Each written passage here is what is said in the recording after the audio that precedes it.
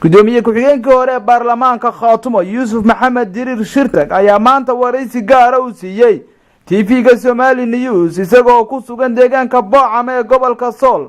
waraysigaasi ayaa waxa uu kaga hadlay arrimo dhowr ah oo ay ka mid ahaayeen wada hadalka Khaatumo iyo Somaliland, marxaladaha kala duwan uu soo maray maamulka Khaatumo muddadii uu jiray, iyo sidoo kale abaaraha ka jira gobolada Sool, Sanaag iyo Cayn. gudoomiyaha arrimahaasi ka hadlayna waxa uu yiri: waxaan doonayaa inaan ka hadlo dhowr qodob idin xusuusiyo. ta ugu horeysaana ay tahay aasaaskii Khaatumo oo ay aabbayaal u ahaayeen, foundation u ahaayeen G6 muddo laga joogo hadda 5 sano. muddada 5 sano ee laga joogo waxaa soo maray 4 madaxweyne oo ugu dambeeyay Cali Khaliif Galayd oo galay Somaliland. waxaan leeyahay waxa uu la mid yahay oo la xeer yahay madaxweynayaashii hore ee galay Garowe iyo Cali Khaliif Galayd waa isku xeer. taa haddaan ka gudbo wada hadalka lala galay Somaliland, anigu waxaan leeyahay cid sharci u haysata ma jirto oo aan u ogahay waxaan loo dhamayn ummadda reer Khaatumo aanay isku raacsanayn cid samayn karta oo gooni ugu tallaabsan karta ma jirto.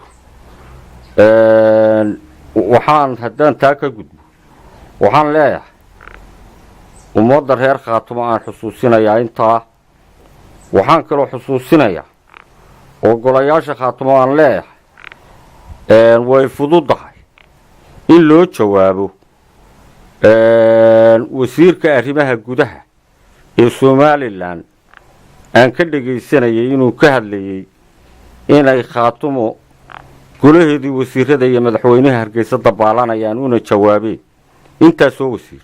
way fududahay in lala hadlo, maanta se way culus tahay in laga jawaabo shaqaaqooyinka ka dhacayo koonfurta magaalada Laascaanood iyo shacbiga reer Khaatumo ee mudaharaadaya ee lagu laynayo ilaa hadda aanay ka hadlin madaxweynihii iyo golayaashii Khaatumo midna. way culus tahay taas. hadday cid is leedahay Khaatumo iyo golayaasha Khaatumo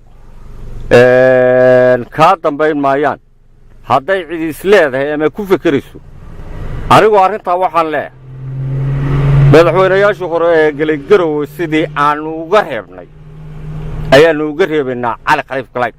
la gaban mayno, waanu ka reebaynaa, wayna jiri doonaan. maamul goboleedka Khaatumo sida ku cad magaciisa waa maamul goboleed ka tirsan Soomaaliya. maamul goboleed ka tirsan weeye Soomaaliya sida ku cad magaciisa maaha xisbi mucaarada oo ka tirsan Somaliland. sidii aanu kuwii hore uga reebnay ayaanu uga reebi doonaa cid kasta oo u gasha meel kale looga gacan haadiyo. uu kaga maqan yahay madaxweyne Cali Khaliif Galayd hadda Buuhoodle.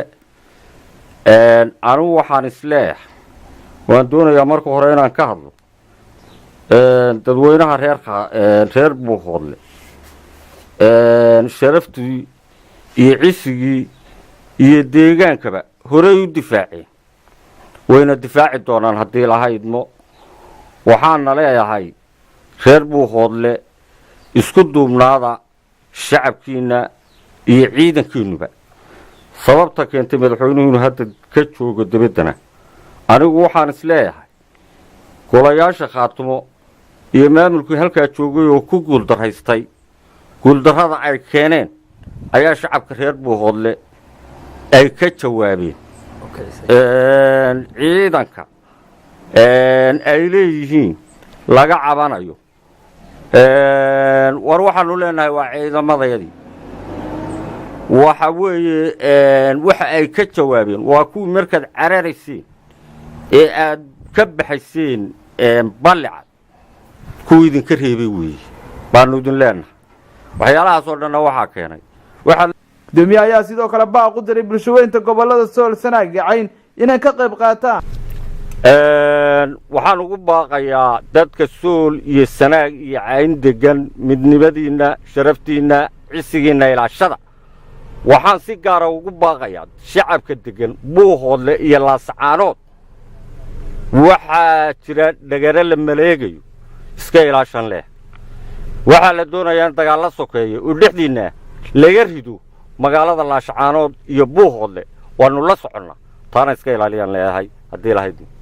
gudoomiye ayaa sidoo kale baaq u diray bulshaweynta gobolada sool sanaag iyo cayn inay ka qayb qaataan abaaraha ka jira deegaanadaasi. ummadda soomaaliyeed meelay joogtaba arrinta abaaraha oo uu inaga saari karo allaha weyne waaxidkaa ee ummaddan abuurtay ayaa ka saari kara.